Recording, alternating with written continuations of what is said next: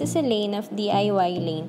Welcome to another episode of Trash to Treasure, wherein in this video, mag-upcycle ulit tayo ng isang plastic container into a more useful and decorative item, which is again a planter.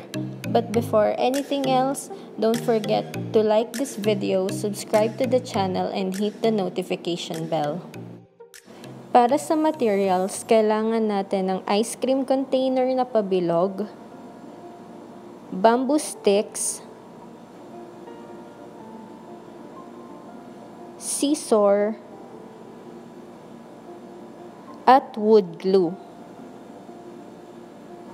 Ang una nating step ay ang gupitin ang lid ng ice cream container in preparation sa pagdidikit ng bamboo stick. Mas maganda na pantay ang surface para hindi mahirap magdikit ng bamboo sticks.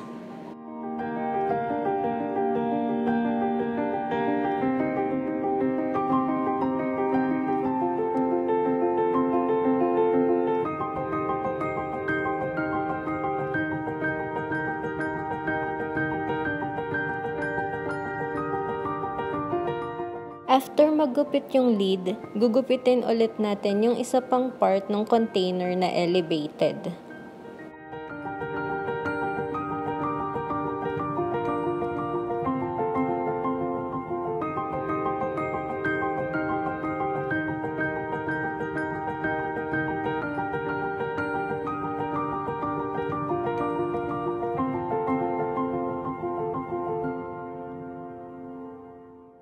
Ang next step ay ididikit na natin yung mga bamboo sticks. Maglagay ka lang muna ng konting amount ng wood glue sa bandang ibaba at itaas ng container, then idikit mo yung bamboo sticks by batch. Kasi yung gamit natin na wood glue, matagal siyang matuyo, pero pag natuyo naman siya, matibay.